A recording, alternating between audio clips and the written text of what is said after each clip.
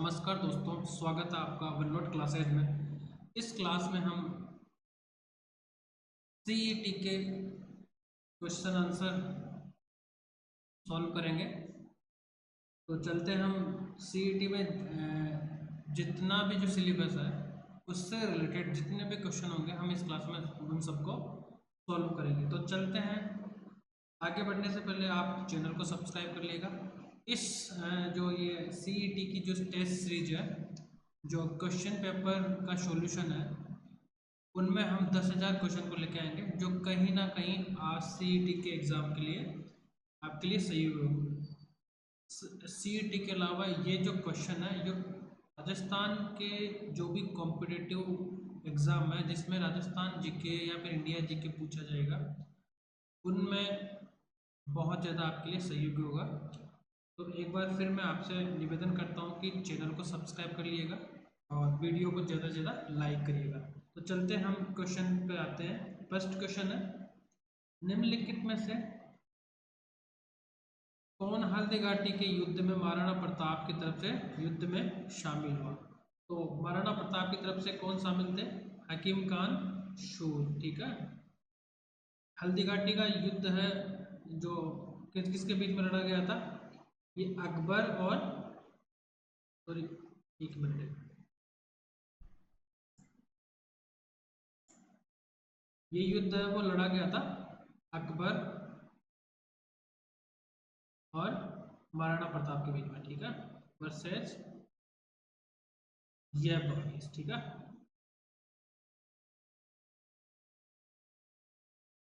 ये युद्ध हुआ था, कब हुआ था युद्ध?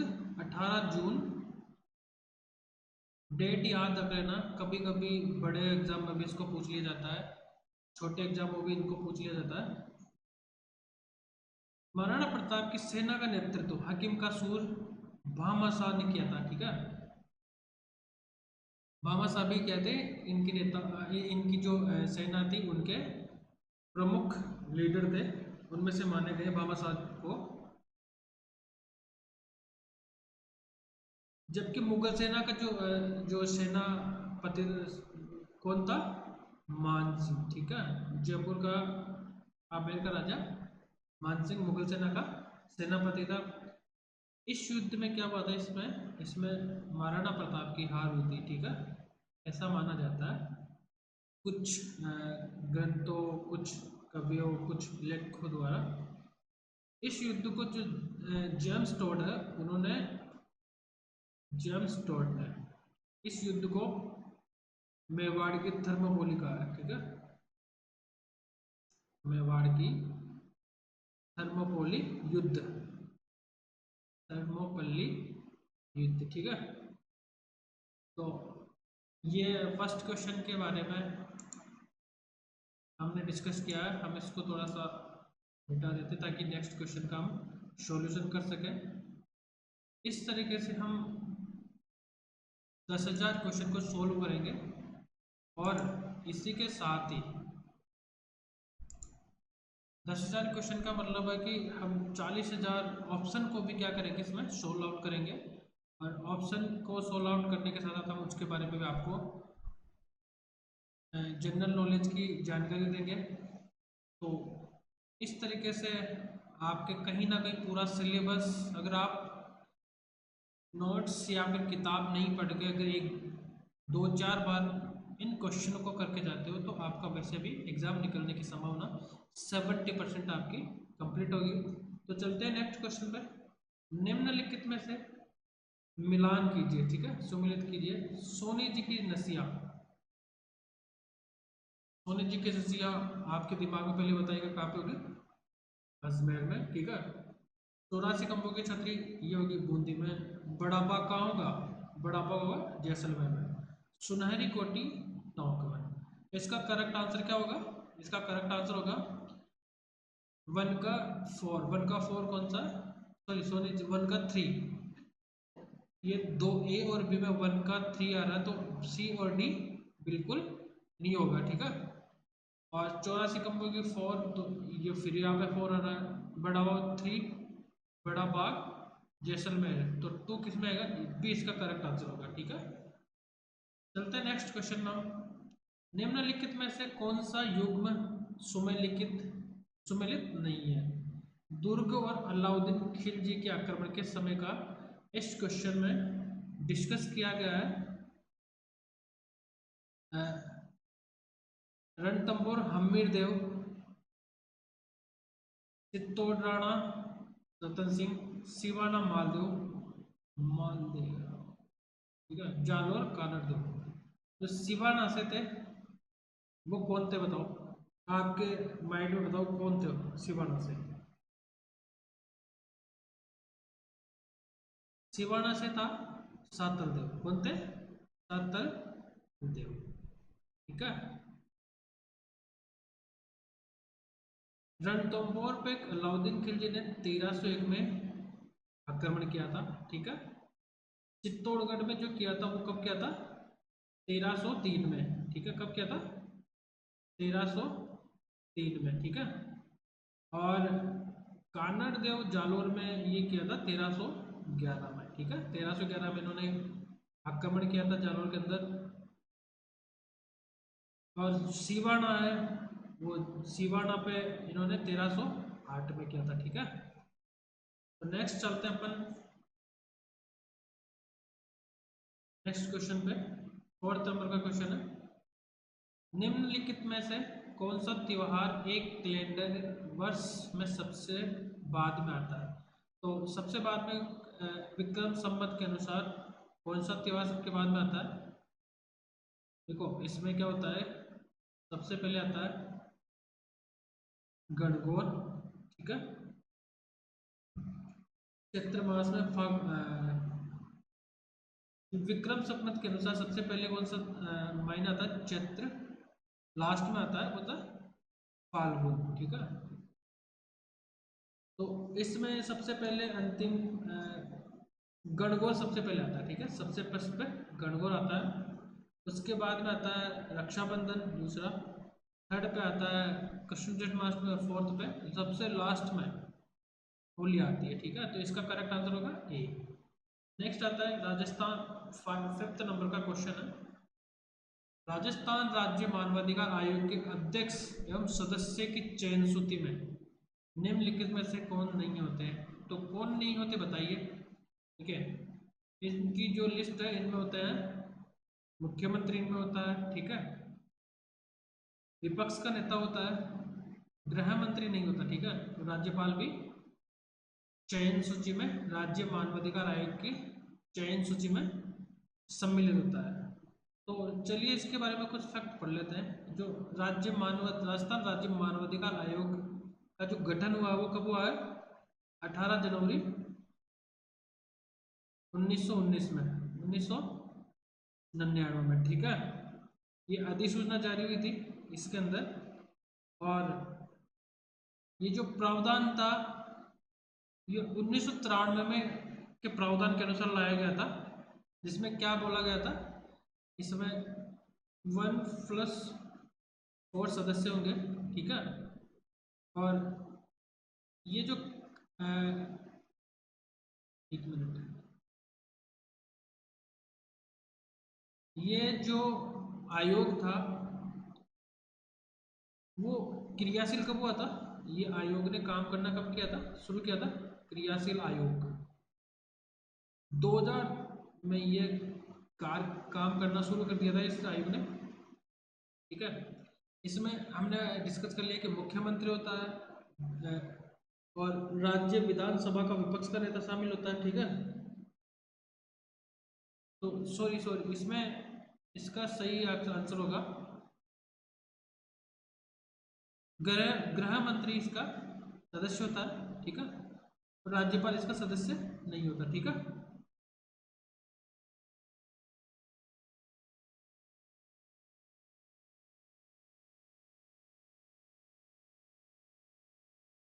ठीक है, तो इसका करेक्ट आंसर ये होगा, ठीक है।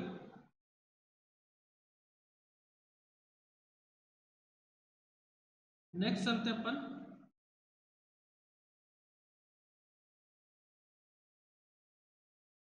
वर्तमान में। अभी हम बात आज रिकॉर्ड कर रहे हैं 11 सॉरी 14 अगस्त, ठीक है। 14 अगस्त। वर्तमान में राजस्थान राज्य मानवाधिकार आयोग के अध्यक्ष कौन है? गोपाल कृष्ण व्यास। कौन है? गोपाल कृष्ण व्यास जी, ठीक है। तो नेक्स्ट चलते हैं अपन क्वेश्चन में। नेक्स्ट क्वेश्चन में चल डिस्कस करते हैं।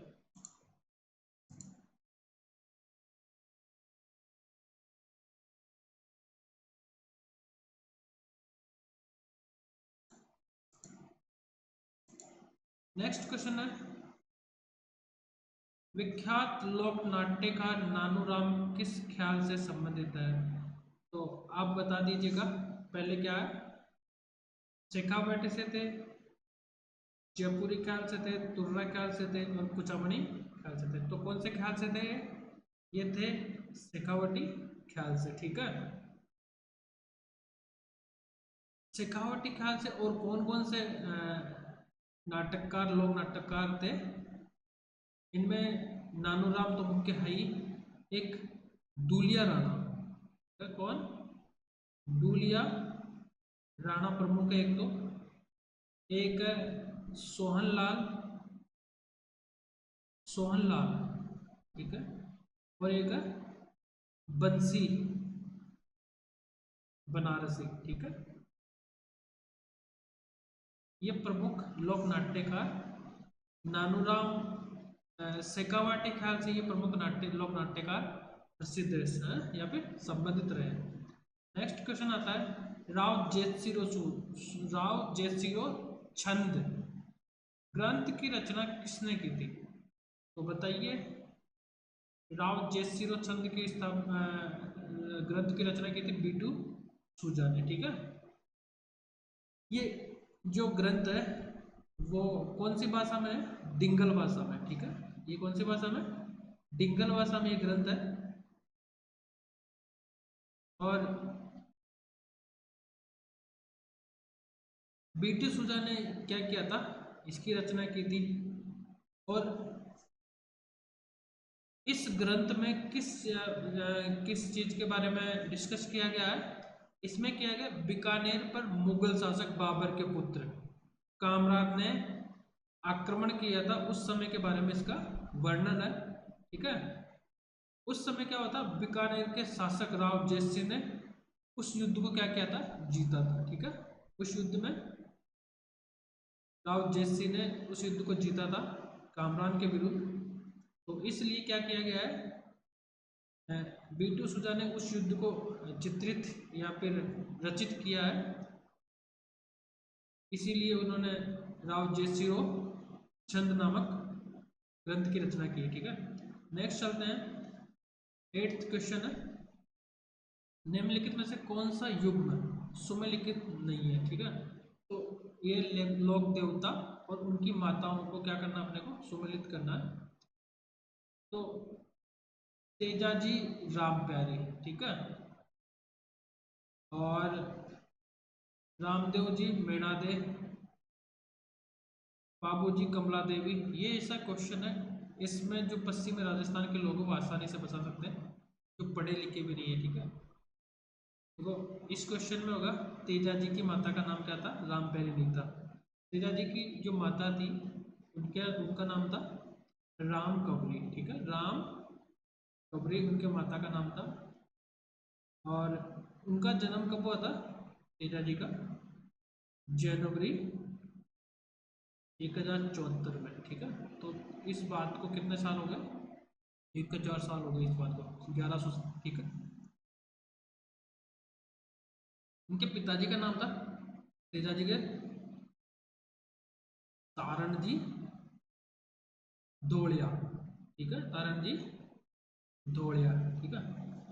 खरनाल के जाट परिवार में इनका जन्म हुआ था। और तेजा जी को शिव का 11वां अवतार मानते हैं, ठीक है। क्या मानते हैं? शिव जी का 11वां अवतार, ठीक है। हालांकि तेजा जी के बारे में बहुत सारे फैक्ट है, तो क्वेश्चन के अकॉर्डिंग हमने इनको थोड़ा सा वर्णित किया है, कोशिश की है वर्णित करने की। नेक्स्ट चलते हैं।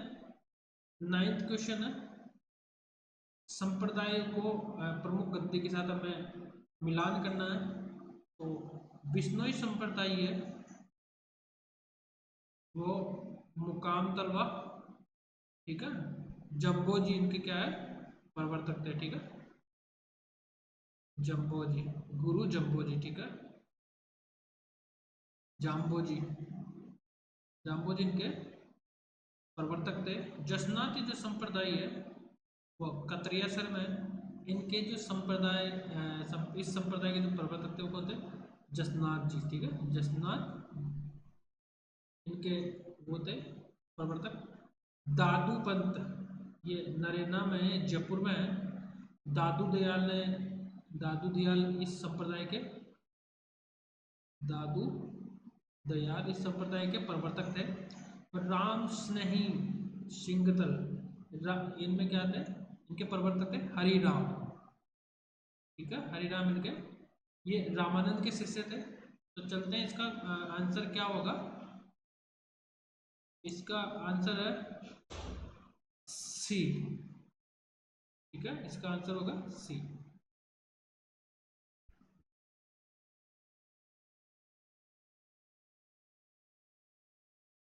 नेक्स्ट क्वेश्चन पे आते हैं। मांडो की पाल किस खनिज के उत्पादन के लिए प्रसिद्ध है, ठीक है। मांडो की पाल, तो मांडो की पाल है फ्लोराइड के लिए, ठीक है। मांडो की पाल ये कहाँ पे है, ये डूंगरपुर में है, ठीक है। और एक मिनट, जस्ट अ मिनट।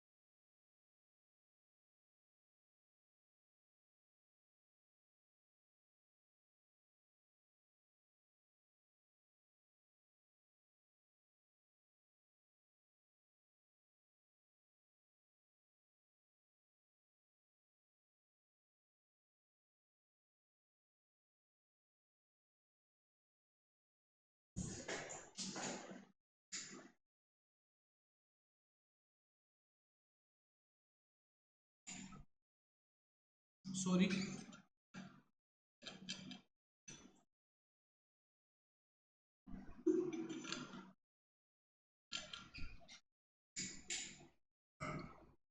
मांडो की पाल नेक्स्ट आता है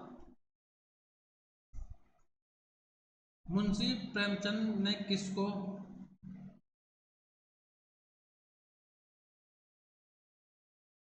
मुंशी प्रेमचंद ने किसको राजस्थान का अबुल फजल की संज्ञा दी? बताओ किसको मुंशी प्रेमचंद ने अबुल फजल की संज्ञा दी थी? कमेंट में लिखो किसने की थी, बताओ। इसका क्वेश्चन है, आंसर है मोणोत नैन्सी। ठीक है, मोणोत नैन्सी को इन्होंने क्या किया था? अबुल फजल की संज्ञा दी थी। इन्होंने दी थी मुंशी देवी प्रसाद ने। ठीक है, सॉरी मुंशी प्रेमचंद नहीं, मुंशी देवी प्रसाद ने। क्यों दी थी? क्योंकि इन्होंने क्या किया था, अकबर की सेवा में रहकर अबुल फजल ने अखबारनामा लिखा था। ठीक है, और उसी प्रकार मोहम्मद नैन्सी ने भी क्या किया था, जोधपुर महाराजा जसवंत सिंह की सेवा में रहते हुए नैन्सी की ख्याल लिखी थी। ठीक है, इन्होंने नैन्सी की ख्याल लिखी थी। जो मोहम्मद नैन्सी का जो अंत तो बहुत दुखद हुआ है। 1670 में इन्होंने क्या किया था, आत्महत्या कर ली थी जेल में रह के। ठीक है, नेक्स्ट चलते हैं, 12वां क्वेश्चन है, राजस्थान के किस भाग में मिश्रित पतझड़ वन पाए जाते हैं? तो बताइए, आज कमेंट कीजिए। उदयपुर, चित्तौड़गढ़, सिरोही, बूंदी में मिश्रित पतझड़ वन मिलते हैं। ठीक है, यहाँ की जलवायु क्या है, शुष्क जलवायु में मिलते हैं ये।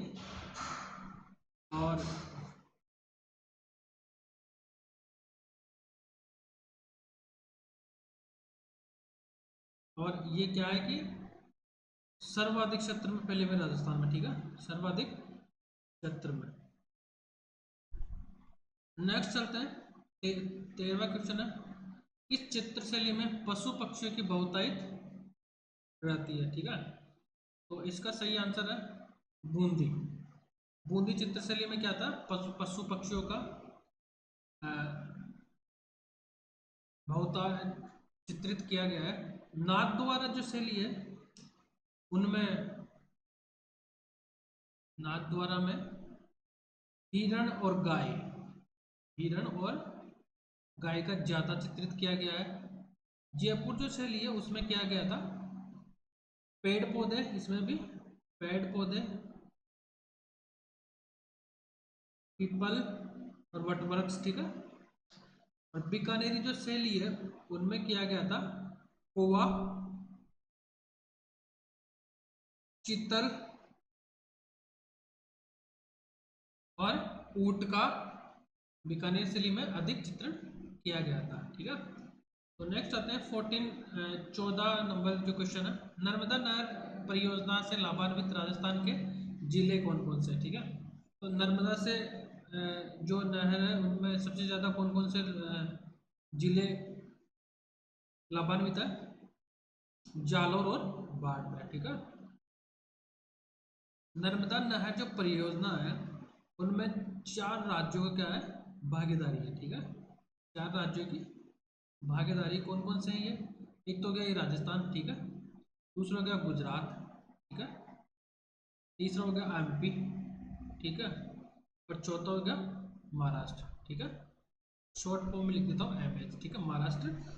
4 राज्यों की ये संयुक्त परियोजना है। राजस्थान में जी ये परियोजना अब कितने किलोमीटर तक चलती है? 75 किलोमीटर तक ये परियोजना ही चलती है। सर्वाधिक जो लाभान्वित जिला वो कौन सा है? जालोर जिला। ठीक है, और बाड़मेर में ये कुछ आंशिक रूप में आती है, वो गुड़ा में। ठीक है, गुड़ा तहसील को ये इससे जल प्राप्त होता है। तो नेक्स्ट चलते हैं हम 15 नंबर क्वेश्चन, राजस्थान की रुंडित सरिता किस नदी को कहा जाता है? तो रुंडित नदी सरिता किसको कहा जाता है? बाण गंगा को। ठीक है, बाण गंगा जो नदी है राजस्थान के बेराट नगर है, विराट नगर जिसको हम कहते हैं, वह के पहाड़ियों से निकलती है। बाण गंगा बेराट की पहाड़ियों से, विराट नगर की पहाड़ियाँ हैं, कुछ भी कर सकते हैं। ठीक है, व्यास नदी की सहायक नदी है, ये क्या है? व्यास की सहायक। ठीक है,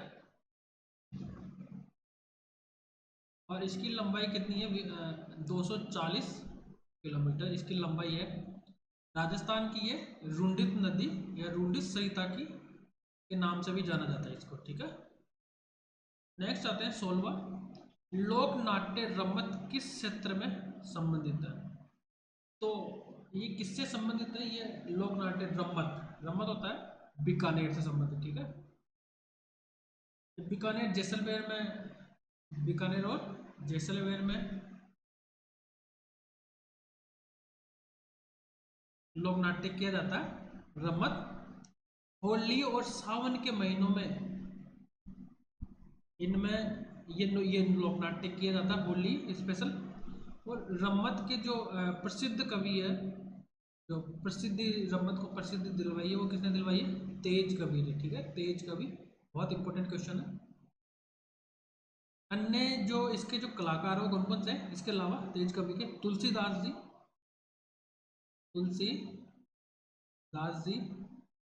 दूसरा सुआ महाराज, पूछेंगे नहीं पर ठीक है, मैं जनरल नॉलेज के लिए आपको पूछ भी सकते हैं, कोई भरोसा नहीं एग्जाम का।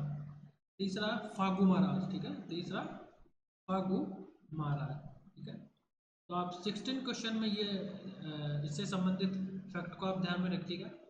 17 नंबर क्वेश्चन, राजस्थान के किस भाग में शुष्क खेती प्रचलित है? राजस्थान के बताओ किस भाग में? ये है पश्चिमी भाग में शुष्क खेती प्रसिद्ध है, ठीक है। इसलिए यहाँ पे शुष्क खेती में क्या होता है, वर्षा कम होती है, और वर्षा कम होने के कारण यहाँ पे शुष्क खेती की जाती है, ठीक है। शुष्क खेती की जो प्रमुख फसलें कौन कौन सी है? बाजरा, ज्वार, मोठ, ठीक है। ठीक है, यहाँ की जो मोटे अनाज होते हैं वहाँ मोटे अनाज शुष्क खेती की प्रमुख फसलें होती है। ये जो पश्चिमी राजस्थान में कौन कौन से एरिया आते हैं? इसमें आते हैं जैसलमेर, बाड़मेर का उत्तरी भाग हो गया, बीकानेर का पश्चिमी भाग, और दक्षिणी गंगानगर का भाग इसमें पश्चिमी भाग में आते हैं, जहाँ पे शुष्क खेती की जाती है। नेक्स्ट क्वेश्चन आता है 18, निम्नलिखित में से कौन सा युग्म वाद्य यंत्र प्रकार सम्मिलित नहीं है? तो बपंग, तत्, सिंगी सुशीर, तासा अवनद और नडगन। तो कौन सा सुमेलिखित नहीं है, ठीक है। तो तत् से तो है बपंग होता है, ठीक है, सही है। तत् से बपंग होता है, तंदूरा होता है, ठीक है, तंदूरा और इकतारा, ठीक है। ये एक तार से बने होते हैं, तत् बोलते हैं, ठीक है। सुशी सिंगी ये बिल्कुल सही है। सहनाई होती है एक, सुशीर, ठीक है। ढोलक नहीं है, बांसुरी, बीन और शंख, ठीक है। ये सुशीर वाद्य यंत्र है, ठीक है। अवनत जो वाद्य यंत्र है वो तासा, एक तो है तासा तो है, और पखावज, ठीक है, पखावज। आंसर इसका डी नहीं है, ये तो जो अवनत है उसमें पखावज भी आता है, ढोलक आता है, ठीक है, और डमरू भी इसमें आता है। और जो घन है उसमें कौन कौन सा आता है? घन में, घन वाद्य जो अंतर है उसमें नड नहीं आता। नड जो आता है वो सुशीर वाद्य यंत्र में आता है, ठीक है, किसमें आता है? सुशीर नड, ठीक है। तो मजीरा आता है घन में, एक आता है करताल, करताल, एक घुंघरू, ठीक है। नेक्स्ट क्वेश्चन पे आते हैं 19 नंबर का, निम्नलिखित संतों में से किसने अपने लेखन में मेवाती बोलियों का प्रयोग नहीं किया? तो किन्होंने, कौन से ऐसे संत हैं जिन्होंने अपने लेखक में मेवाती बोली का प्रयोग नहीं किया? बताओ। लालदास जी, बताओ। लालदास जी ने किया था, चरणदास जी ने किया था, सुंदरदास जी ने नहीं किया था, ठीक है, सहजो भाई ने, ठीक है, किया था। मेवाती बोली का प्रयोग नहीं किया था इन्होंने, जो सुंदरदास जी है उन्होंने खड़ी बोली का प्रयोग किया था, ठीक है। अपने लेखन में खड़ी बोली का इन्होंने प्रयोग किया था। सुंदरदास जी की एक प्रमुख फैक्ट इनके बारे में, मुख्य फैक्ट क्या है, इनको हिंदी साहित्य का शंकराचार्य कहा जाता है। बहुत प्रखंड ज्ञाता थे हिंदी साहित्य के। मेवाती लिपि का प्रयोग लालदास जी ने किया था, चरणदास जी ने किया था। चरणदास जी की दो शिष्या थे, एक तो सहजोबाई थी और एक कौन थी, दयाबाई। ठीक है, सहजोबाई और दयाबाई, इन्होंने क्या किया था, अपनी लेखन शैली में मेवाती बोलियों का प्रयोग किया था। तो ये देखिए, ये एक 2, 10 या फिर 15 वर्ड का आरिस मेंस का क्वेश्चन भी हुआ है। ये first grade, second grade, third grade के राजस्थान से रिलेटेड सारे क्वेश्चन हुआ है इसमें। और रीट से संबंधित राजस्थान से जो पूछा जाता है वो क्वेश्चन आ सकता है, राजस्थान पुलिस से, एलडीसी से आ सकता है, असिस्टेंट प्रोफेसर से आ सकता है। तो इस तरीके के क्वेश्चन को ज़्यादा पूछने की संभावना होती है। तो मैं फिर आपसे आगे बढ़ने से पहले आपसे एक बार और विनती करता हूँ कि आप चैनल को सब्सक्राइब कर लीजिएगा, ताकि आपको मेरे वीडियो का सबको लाभ मिल सके। तो निम्नलिखित में से कौन महाराष्ट्र मराठा आक्रमण के खिलाफ हुडा सम्मेलन से जुड़े हुए थे? तो कौन हुडा सम्मेलन से जुड़े हुए थे, बताओ। हुडा सम्मेलन क्यों हुआ था, बताओ। क्योंकि मराठा जो थे वो राजस्थान पर क्या करने लगे थे, आक्रमण के ज़्यादा बढ़ गए थे। तो इनसे बचने के लिए राजस्थान के जो रियासती जो राजा थे, उन्होंने क्या किया था, एक सम्मेलन किया था उन पे अंकुश, उनकी शक्ति पे अंकुश लगाने के लिए। तो चलते हैं डिस्कस करते हैं इस क्वेश्चन को। 17 जुलाई को क्या हुआ था, ये सम्मेलन हुआ था। और कहाँ पे हुआ था ये भीलवाड़ा, हुडा जो कहाँ पे है, भीलवाड़ा। ठीक है, इसकी अध्यक्षता किसने की थी, मेवाड़ का शासक था, मेवाड़ के शासक जगत सिंह द्वितीय ने, जगत सिंह सेकंड ने इनकी अध्यक्षता की थी। ठीक है, और महाराज जसवंत सिंह द्वितीय ने भाग नहीं लिया था इसमें। ठीक है, इन्होंने जसवंत सिंह जो द्वितीय थे, उन्होंने इसमें भाग नहीं लिया था। तो सी इसका क्या होगा, थर्ड सही आंसर होगा। इनमें जो भाग लेने वाले कौन कौन से थे, महाराणा जगत सिंह थे। ठीक है, महाराणा सवाई जय सिंह थे, महाराणा अभय सिंह थे। ठीक है, जोरावर सिंह बीकानेर से थे। ठीक है, जोरावर सिंह बीकानेर। ठीक है, ये जो महाराणा जगत सिंह थे, ये कहाँ से थे, जगत सिंह तो इनके क्या थे, अध्यक्ष थे। ठीक है, मेवाड़ के शासक थे। सवाई जो जयसिंह थे वो आमेर से हुए। ठीक है, और अभय सिंह थे वो जोधपुर से। ठीक है, अभय सिंह जो, जोधपुर से, और जोरावर सिंह बीकानेर से थे। ठीक है, इसके अलावा आते हैं किशन राज सिंह। ठीक है, राज सिंह कहाँ से थे, किशनगढ़ से।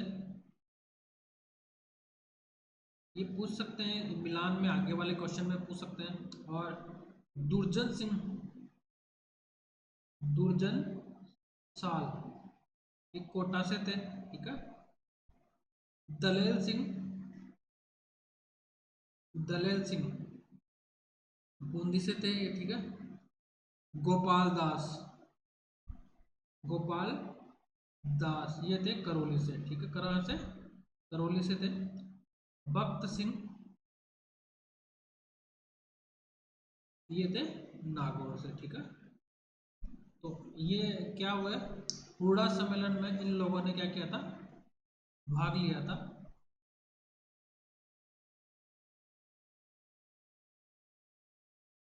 तो देख लीजिएगा, इस फैक्ट को अच्छे से याद कर लीजिएगा आप।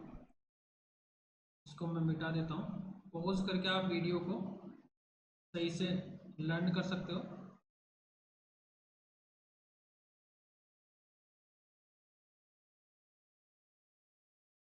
नेक्स्ट क्वेश्चन पे चलते हैं अपन।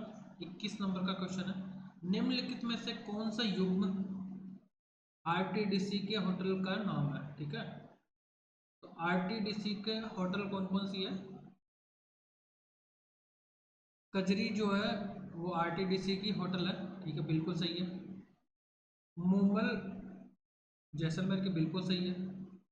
खादी महल बिल्कुल अजमेर की। ढोला मारू सही नहीं है। ठीक है, ढोला मारू जो है वो जोधपुर में नहीं है। कहाँ पे है ये, बीकानेर में है। ठीक है, कहाँ पे, बीकानेर में ढोला मारू।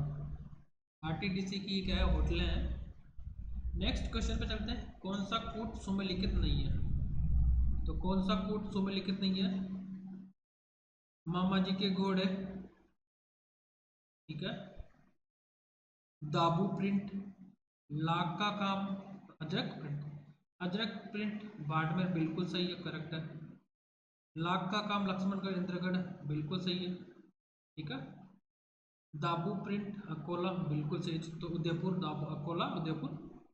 मामा जी के घोड़े बसंतगढ़, ये बसंतगढ़ में नहीं है, कहाँ पे, जालोर में। ठीक है, इसका करेक्ट आंसर क्या होगा। करेक्ट आंसर होगा ए, इसका करेक्ट आंसर हो जाएगा। 23वां क्वेश्चन आता है, भारत में एकमात्र ठाकुर केसरी सिंह बारट ऐसे व्यक्ति हैं जिन्होंने भारत माता की दास्ता की श्रृंखलाओं को काटने के लिए अपने समस्त परिवार को स्वतंत्रता के युद्ध में झोंक दिया के कथन किसने कहा है। ठीक है, तो ये कथन किसने कहा था। ये कथन कहा है रास बिहारी बोस ने। ठीक है, रास बिहारी बोस ने इस कथन को कहा है। नेक्स्ट चलते हैं 24 क्वेश्चन, रूसी कथाओं के राजधानी अनुवाद गजबन, राजस्थानी अनुवाद गजबन के लिए सोवियत लैंड नेहरू पुरस्कार किसे दिया गया, बताओ किसको दिया गया था।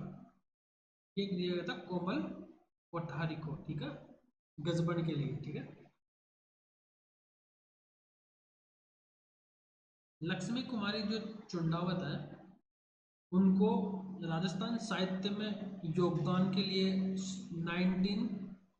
1979 में पद्मश्री मिला था। ठीक है, पद्मश्री मिला था इनको।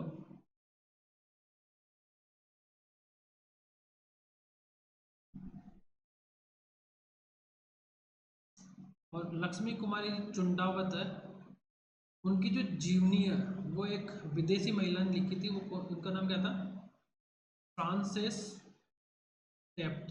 ठीक है, फ्रांसिस टेप ने इनकी क्या लिखी थी, जीवनी लिखी थी। किस किस नाम से, फ्रॉम पर्दा टू द पीपल, फ्रॉम पर्दा टू द पीपल। ठीक है, तो ये इन्होंने क्या किया था, लक्ष्मी कुमारी चुंडावत का भी बहुत अच्छा खासा योगदान रहा है स्वतंत्रता संग्राम में। नेक्स्ट चलते हैं 25 क्वेश्चन नंबर,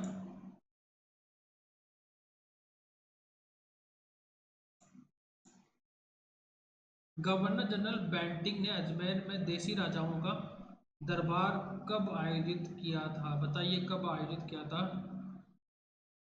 1832 में, 1834 में, 1829 में, 1830 में। तो इसका करेक्ट आंसर होगा ए, 1832 में क्या किया था, 17 जनवरी, 17 जनवरी 1832 में इन्होंने अजमेर में देशी राजाओं का दरबार घोषित किया था। ठीक है,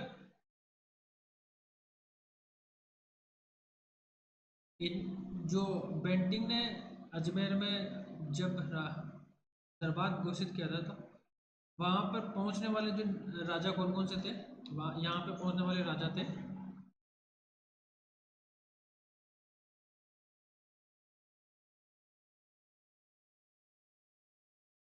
उदयपुर से थे। ठीक है, उदयपुर से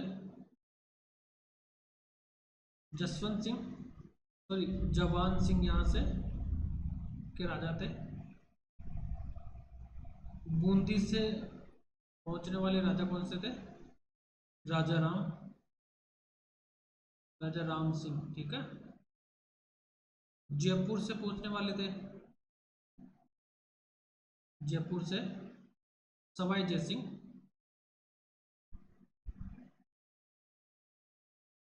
ठीक है। किशनगढ़ से कौन थे? किशनगढ़ महाराजा कल्याण सिंह।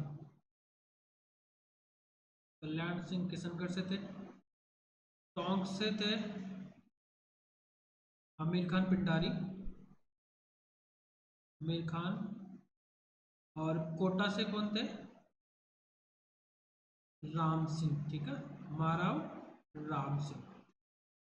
तो जब 1832 में बेंटिंग ने अजमेर में देसी राजाओं का दरबार आयोजित किया था, तो निम्न 6 रियासतों में से जो राजा आए थे उनका दरबार में सम्मिलित हुए थे ये जो राजा थे। नेक्स्ट चलते हैं।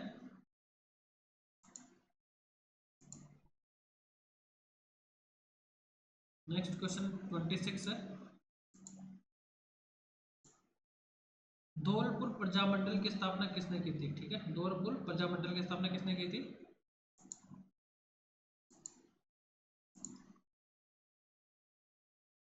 धौलपुर प्रजामंडल की स्थापना की है कृष्णदत्त पालीवाल ने। ठीक है, कृष्णदत्त पालीवाल ने धौलपुर प्रजामंडल की स्थापना की थी। इनके साथ साथ कौन ये कब हुए था? 1936 में। और कृष्णदत्त पालीवाल के साथ साथ कौन थे? ज्वाला प्रसाद जिज्ञासु, ज्वाला प्रसाद जिज्ञासु और इंदुलाल जौहरी, इंदुलाल जौहरी थे। ठीक है, और 1936 में क्या हुआ था? धौलपुर प्रजामंडल की स्थापना हुई थी। इसके पहले अध्यक्ष कृष्णदत्त पालीवाल थे। इस प्रजामंडल का उद्देश्य क्या था कि जो रेस्पॉन्सिबल गवर्नमेंट है और जो नागरिकों के जो अधिकार है उनकी रक्षा करना। ठीक है, जो कहने का मतलब है कि जितने भी प्रजामंडल हुए उनका ये बेसिक उद्देश्य रहा हुआ है। नेक्स्ट आता है 27 क्वेश्चन है। शेखावटी जाट आंदोलन का नेतृत्व किसने किया था? बताओ वो किसने किया था? 27 हुआ है। पंडित नरोत्तम लाल जोशी, पंडित टोडरमल, पंडित रामकरण आसोपा, पंडित अभिनरी। ठीक है, तो किसने किया था शेखावटी जाट आंदोलन? पहले तो ये देख लेते हैं। 1929 में हुआ था। ठीक है, 1938 में क्या हुआ था? प्रजामंडल की स्थापना से शेखावटी के किसानों को समस्या का निरंतर प्रस्ताव पास करते रहे वो किसान। ठीक है, उनको थोड़ा सा एक सपोर्ट मिला प्रजामंडल की स्थापना होने के बाद में। उनका जो समस्या है उनको सुनने के लिए कुछ एक ऐसे संगठन की स्थापना हुई। तो इनमें जो प्रमुख थे, नेतृत्व किया था वो पंडित नरोत्तम लाल जोशी ने किया था। नेक्स्ट क्वेश्चन आता है। आजादी के समय राजस्थान राज्य भारतीय संविधान के अनुसार किस श्रेणी का था? बताओ किस श्रेणी का था राजस्थान राज्य? ये था द्वितीय श्रेणी का। आजादी के समय राजस्थान राज्य भारतीय संविधान के अनुसार द्वितीय श्रेणी का था। द्वितीय श्रेणी में कौन कौन से आते थे? द्वितीय श्रेणी में वैसे राज्य आते थे रियासतों के समूह थे। ठीक है, और उनको कौन शासित कर रहा हो? राज प्रमुख। ठीक है, उनका जो मुख्य शासक कौन हो? राज प्रमुख हो। जो राज प्रमुख द्वितीय श्रेणी में से आने वाले कितने थे? 8 ऐसे राज्य थे। ठीक है, 8 ऐसे, इनमें से हैदराबाद था, जम्मू कश्मीर था। ठीक है, मध्य भारत आ गया, उसमें मैसूर आ गया, पूर्वी पंजाब आ गया, राजस्थान, सौराष्ट्र और त्रावणकोर और कोच्चि। ठीक है, नेक्स्ट क्वेश्चन पे चलते हैं हम। 29।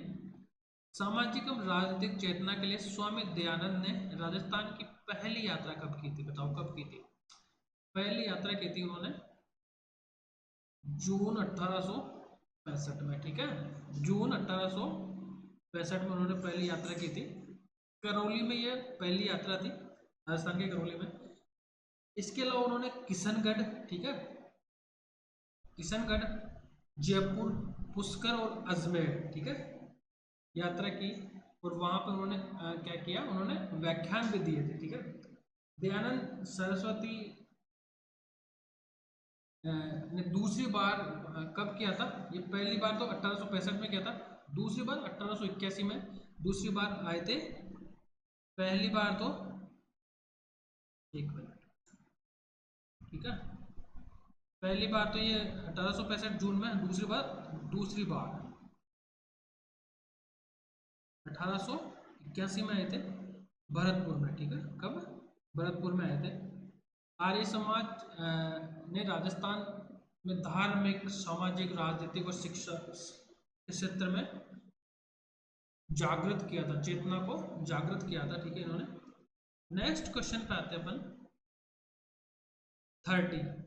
मेवाड़ में आर्य समाज की स्थापना कितनी, बताओ किसने की थी मेवाड़ में? ये की थी भोग विष्णुलाल पांड्या ने, ठीक है। विष्णु आर्य समाज की स्थापना मेवाड़ में विष्णुलाल पांड्या ने की थी।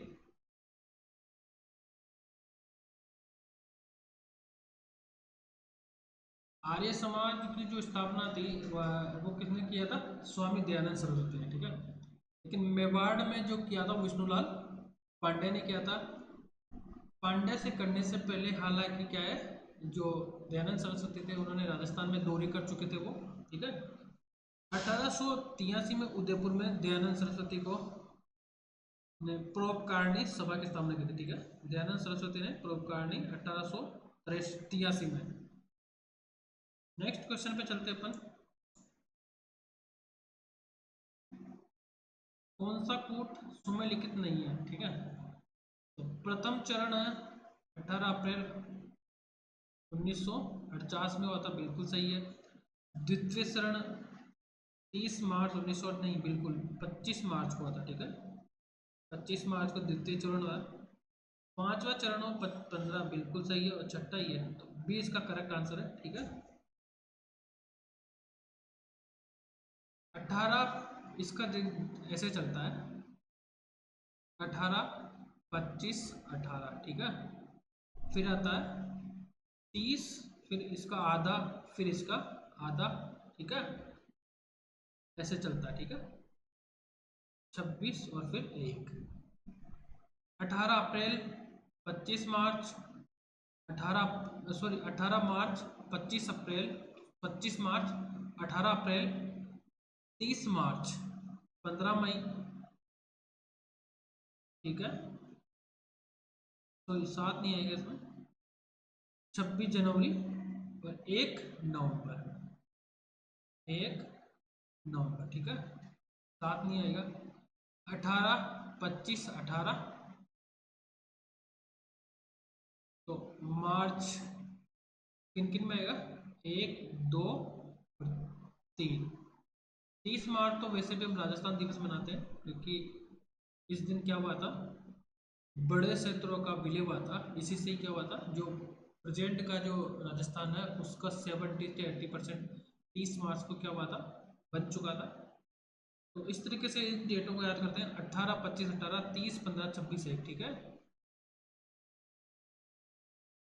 पहला चरण है 18 मार्च को।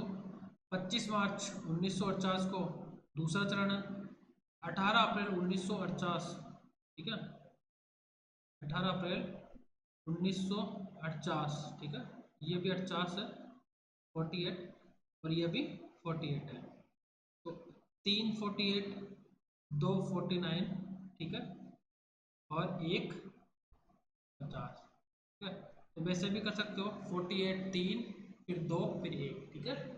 फिर 1 नवंबर 1956 में तो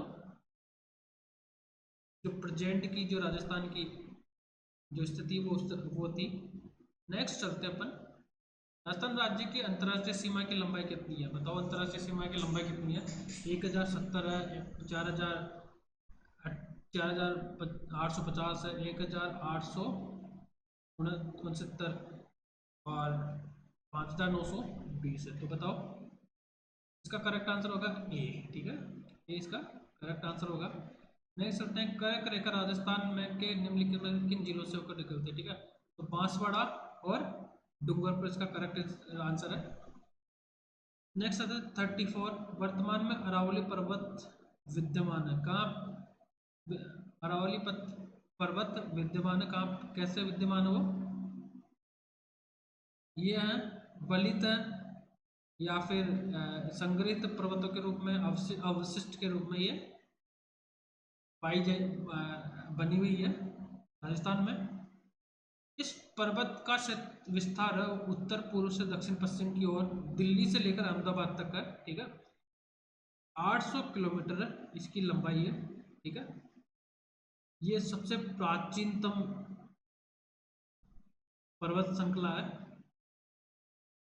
इसका जो 80% जो भाग है वो राजस्थान में, ठीक है, 80% भाग राजस्थान में है।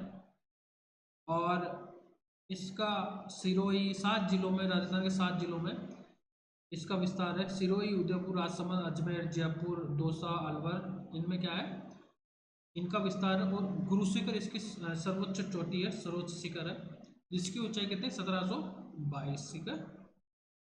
गुरु शिखर इसकी सब हाईएस्ट चोटी है, 1722 की ऊंचाई है, ठीक है। नेक्स्ट चलते हैं, राजस्थान में भोराट का पठार कहाँ पे, बताओ। भोराट का पठार ये कुंभलगढ़ और गोविंदा के बीच में, ठीक है, कुंभलगढ़ और गोविंदा के बीच में भोराट का पठार है। माउंट आबू अंबा माता के बीच में है, ठीक है। राजस्थान के जो भोराट का पठार है कुंभलगढ़ और गोविंदा के बीच में। उड़िया का पठार सिरोही में, मेसा का पठार कहाँ है, चित्तौड़गढ़ में, ठीक है।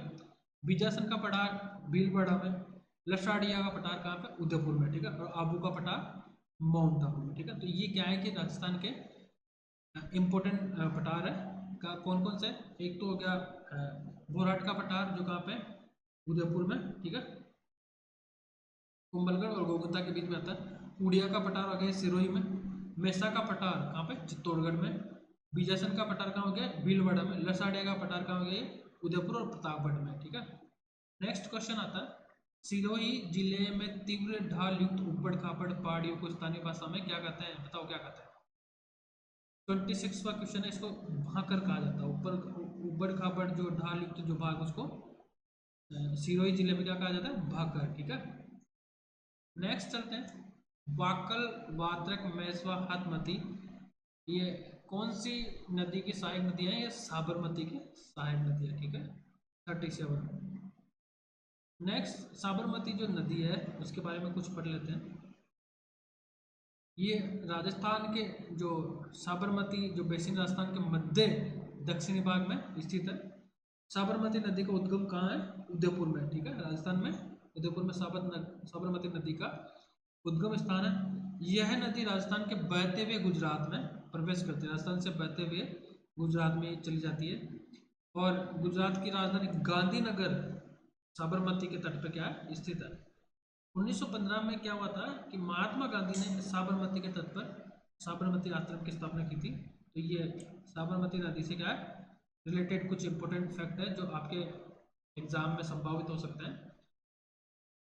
राजस्थान में शीतकालीन वर्षा होती है, कब होती है शीतकालीन, तो ये भूमध्य सागरीय चक्रवातों से राजस्थान में शीतकालीन वर्षा होती है, ठीक है। और इस वर्षा को क्या कहते हैं, इस वर्षा को माउंट भी कहा जाता है राजस्थान में। उत्तरी भारत में क्या कहते हैं, इसको माउंट कहते हैं। पश्चिमी विक्षोभ से ये वर्षाएं होती है, चक्रवातों या फिर पश्चिमी विक्षोभ से, ठीक है, ठीक है, ये वर्षाएं होती है। और इसमें जो 15 जून और 15 जुलाई के बीच होता है, ठीक है, मानसून राजस्थान में मानसून कब एंटर होता है, 15 जून से 15 जुलाई के बीच में होता है, ठीक है। जो लेकिन इस क्वेश्चन का आंसर क्या होगा, डी इसका करेक्ट आंसर होगा। नेक्स्ट क्वेश्चन है, वर्टिसोल मिट्टी राजस्थान के, वर्टी से कैसे याद करोगे, वर्टी मतलब डर्टी, डर्टी कब होता है, गंदा कब होता है, जब बारिश होती है, ठीक है। बारिश सबसे ज्यादा कहाँ होती है, झालावाड़ 12 में, ठीक है, ये इसका करेक्ट आंसर होगा, ठीक है। तो वर्टी से डर्टी याद रखना, पर डर्टी गंदा गंदा कहाँ होता है, जब बारिश होती है, कीचड़ सा हो जाता है। तो कीचड़ मतलब कब होता है, जब बारिश तो पानी होता जाना, ठीक है। तो पानी हमारे कहाँ होता है, राजस्थान में झालावाड़ और 12 में। निम्नलिखित में से कौन से वन राजस्थान में सर्वाधिक क्षेत्रफल में फैले हुए हैं, तो कौन से वन फैले हुए हैं राजस्थान में, उष्ण कटिबंधीय पतझड़, ठीक है, उष्ण कटिबंधीय पतझड़ वन राजस्थान के सर्वाधिक एरिया में फैले हुए हैं, ठीक है। ये जो वन है वो कहाँ पे फैले हुए हैं, अरावली के पूर्व में, अरावली के पूर्व में जो पूर्वी राजस्थान है उसमें पहले में इनमें जो एरिया आता है उनको उदयपुर का, बांसवाड़ा, प्रतापगढ़, डूंगरपुर, भीलवाड़ा, कोटा, बूंदी, झालावाड़, बारा, धौलपुर, भरतपुर, अलवर, टोंक, ठीक है, जयपुर, ये क्या आते हैं इसमें, ये जिले आते हैं, ठीक है। नेक्स्ट क्वेश्चन में आते हैं अपन 41 पे। 41, राजस्थान में कास्ट जीवाश्म उद्यान किस स्थान पर है, बताओ किस स्थान पर कास्ट, ठीक है। गड़ीसर, अक्कड़, अक्कड़ में, ठीक है, अक्कड़ में कास्ट जीवाश्म वुड फॉसिल पार्क जैसलमेर में स्थित है, ठीक है। यहाँ पे जो फॉसिल मिले वो कितने साल पुराने, 18 करोड़ वर्ष पुराने, ठीक है, 18 करोड़ वर्ष पुराने जीवाश्म मिले हैं। राजस्थान में सेम की समस्या से गंभीर रूप से प्रभावित जिले कौन कौन से बताइए।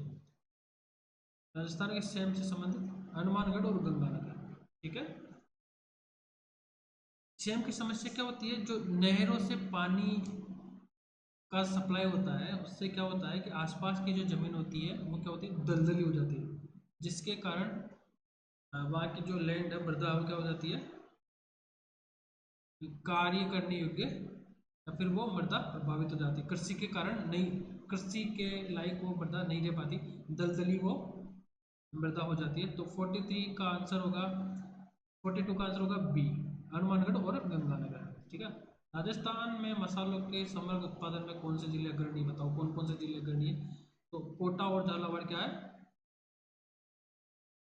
सॉरी, मसालों के उत्पादन के लिए अग्रणी जिले हैं। 44 नेक्स्ट क्वेश्चन आता है, राजस्थान का लगभग 30% सरसों उत्पादन क्षेत्र है, कौन कौन सा बताओ, 30% है भरतपुर और भरतपुर क्षेत्रफल, ठीक है। 30% जो केंद्रीय सरसों अनुसंधान केंद्र वो भी भरतपुर में, कहाँ पे, शेवर में, ठीक है, जिसकी स्थापना 1983 में की गई थी। शेवर वाले जो कृषि अनुसंधान राष्ट्रीय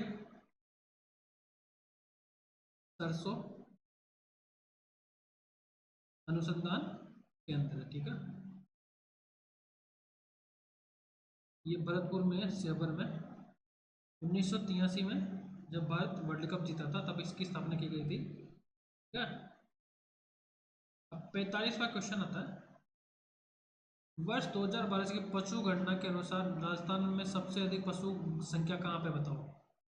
तो ये सबसे अधिक पशु संख्या किसकी है, बकरियों की, ठीक है, 2012 की गणना के अनुसार, ठीक है।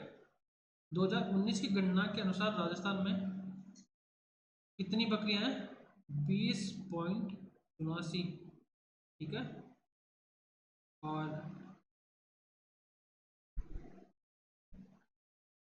लाख में जाता है, ठीक है, 13.9 गायें, ठीक है, और 17.7 भैंस पशु, ठीक है, और 2.13 लाख ऊँट है, ठीक है। तो ये बकरी है, ये गाय है, ये भैंस और ये ऊँट है, ठीक है। आंसर होगा डी।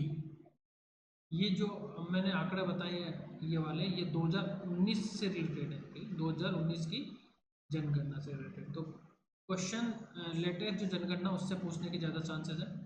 नेक्स्ट क्वेश्चन है 40, राजस्थान में मेजा बांध का निर्माण किस किया गया है। तो कोठारी नदी पर इस मेजा बांध का निर्माण किया गया है, तो ए इसका करेक्ट आंसर होगा। राजस्थान में सर्वाधिक क्षेत्र में सिंचाई किस क्षेत्र, किस स्रोत से होती है, बताओ किस स्रोत से होती है राजस्थान में सर्वाधिक सिंचाई। वो होती है किससे, कुओं से, ठीक है, किससे होती है, कुओं से राजस्थान में सबसे ज्यादा सिंचाई होती है।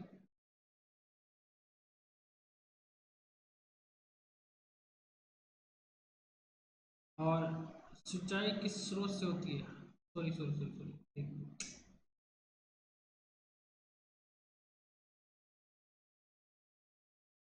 नलकूपों से सबसे ज्यादा सिंचाई होती है, ठीक है। नेक्स्ट क्वेश्चन आता है 48, भूजल की उपलब्धता गुणवत्ता की दृष्टि से राजस्थान में सबसे ज्यादा चिंताजनक स्थिति किन जिलों की है। तो इसका करेक्ट आंसर होगा डी, नागौर और जयपुर की। ठीक है, नेक्स्ट क्वेश्चन आता है 49। राजस्थान में बूथ क्षेत्र में किस राष्ट्रीय राजमार्ग की लंबाई सर्वाधिक है? बताओ किस राष्ट्रीय राजमार्ग की लंबाई सबसे ज्यादा है? सॉरी, 50वां क्वेश्चन है। 49वां क्वेश्चन है, राजस्थान में फ्लोरोसिस ग्रस्त पट्टी कहाँ है? बताओ।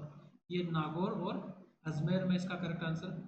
और 50 का करेक्ट आंसर है राष्ट्रीय राजमार्ग 15 सबसे लंबा राजस्थान में ये राजमार्ग है। तो ये अपने 50 क्वेश्चन के इस क्लास में, इसमें लगभग हमने कम से कम 50 की जगह अपने 200 मान के चलो, 200 क्वेश्चन हमने क्योंकि हमने उनके सॉल्यूशन भी पढ़े हैं। आप इसको बार बार रिवाइज कीजिएगा, बार बार देखिएगा, ताकि आपके क्वेश्चंस के सोल्व होने की जो संभावना वो 100% हो सके। ठीक है, 90% भी ना हो, 100% हो सके। और इनको बार बार देखिएगा और चैनल को आप सब्सक्राइब करिएगा। धन्यवाद दोस्तों।